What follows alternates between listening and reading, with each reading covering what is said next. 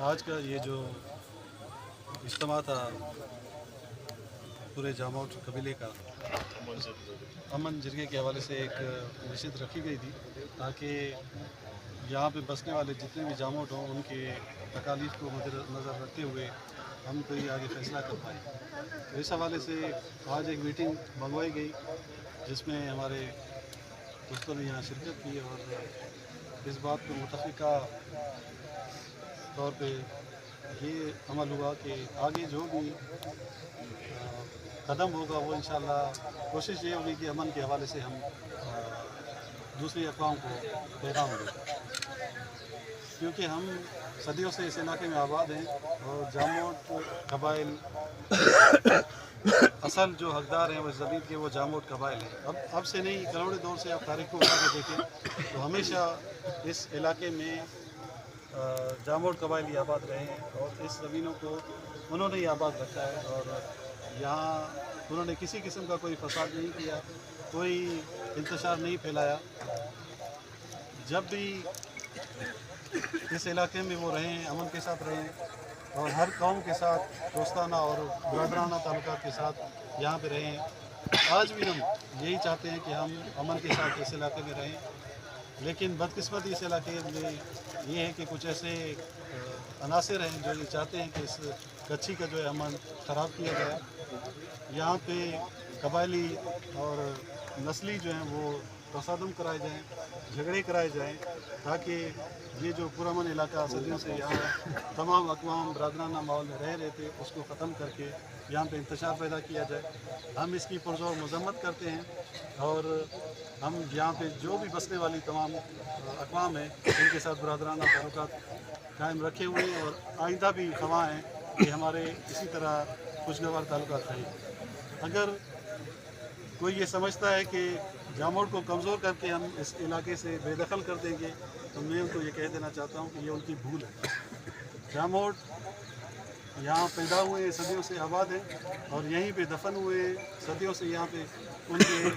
قبرستان ہیں اور آئندہ آنے والی نسلیں بھی یہیں پہ دفن ہونے. تو یہ کوئی نہ سمجھے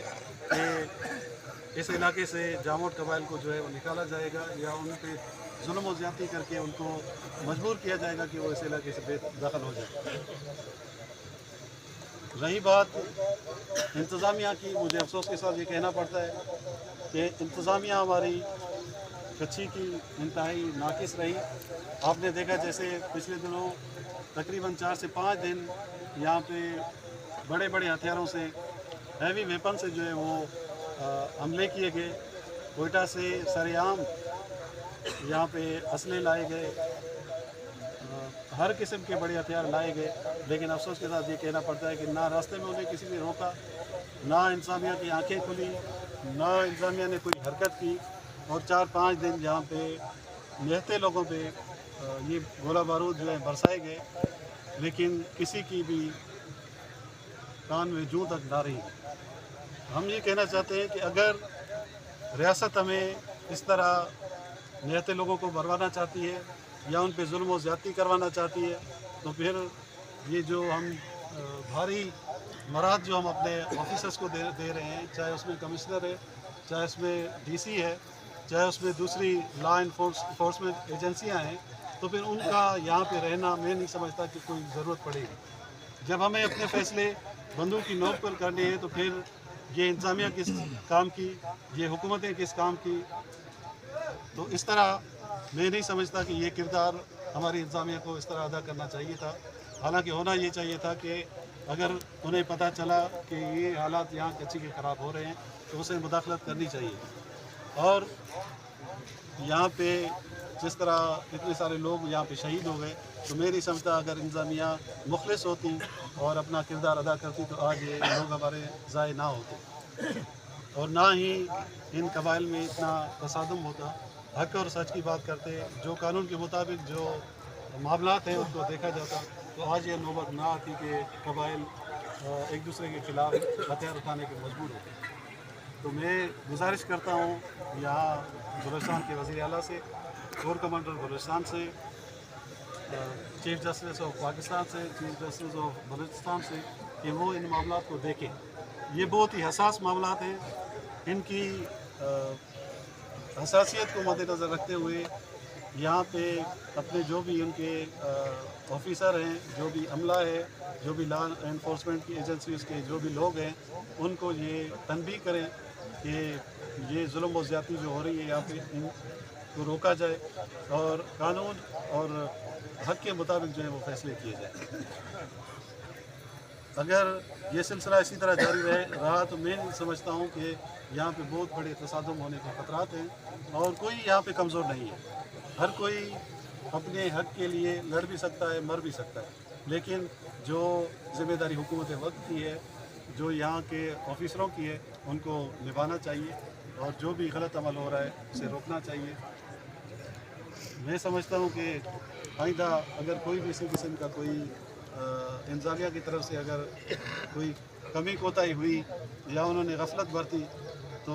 हम जामोट ज़रूर इसकी आवाज़ पूरे पाकिस्तान में फैलाएंगे, उन्हें बताएंगे कि हमारे लोगों के साथ यहाँ पे क्या जुल्म हो रहा है। मुझे तो ऐसे महसूस हो रहा था, ये जो कुछ दिन गुजरे हैं जंग के, ऐसे लग रहा था जैसे म्यांमार की जो मुसलमानों के साथ या रोहिंग्या मुसलमानों के साथ जो जुल्म और ज़्यादतियाँ हो रही थी, हम जामोटों के साथ इस तरह का तर्ज अमल इख्तियार किया गया। लेकिन ये हमारी एक आज़ाद रियासत है जिसे हम रियासत पाकिस्तान कहते हैं, इस्लामी जमहूरिया पाकिस्तान कहते हैं। इसका अपना एक कानून है, उस कानून के दायरे में रह के सारे इदारे काम करते हैं। लेकिन अफसोस की बात यह है कि यहाँ पर मज़लूम की आवाज़ सुनने को कोई तैयार नहीं है, तो उसकी वजह से मजबूरन फिर ये हालात हमें अपनाने पड़े। और मैं समझता हूँ कि इंशाअल्लाह आइंदा के लिए जो भी यहाँ पे तर्ज अमल रहेगा इंतज़ामिया का, वो मुस्बत रहेगा और हम उनसे उम्मीद भी यही करते हैं और इंशाअल्लाह आगे ऐसे मामला नहीं होंगे। और यहाँ पे आए हुए जो भी दोस्त हैं, मैं उन तमाम दोस्तों का शुक्रगुजार हूँ, जो भी कबाइल, जो भी सरदारान मोहतमीन यहाँ पे तशरीफ़ लाए। तो यहाँ पे जामोट कबाइल के जो भी मौजूदीन हैं उन सब का मैं शुक्रगुजार हूँ, उन्होंने हमारे साथ ताउन किया, यहाँ बैठे हमारे दुखों का समझा। और ये आवाज़ हर एक अपने अपने प्लेटफार्म से उठाएगा, सोशल मीडिया हो, चाहे इलेक्ट्रॉनिक मीडिया हो, चाहे जिसका जहाँ पे भी असर रसूख है, वो सब अपनी आवाज़ मुस्बत तरीके से दुनिया को बताएंगे कि हालात क्या हैं, हकीकत क्या है और इसका